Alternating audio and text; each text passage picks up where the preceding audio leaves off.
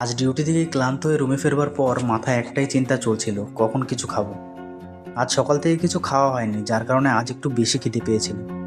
কিন্তু আজ হয়তো আমার ভাগ্য আমার সাথে ছিল না। ঘরে ঢুকে দেখলাম খাওয়ার মতো কিছুই নেই। তাই ভাবলাম তোমাদের নিয়ে চলি সৌদি আরবের একটা সাধারণ বিকেলের রাস্তা ধরে কিছু কেনার জন্য। এখন বিকেল প্রায় 6টা, কিন্তু গরমটা একেবারে মাথার উপরে।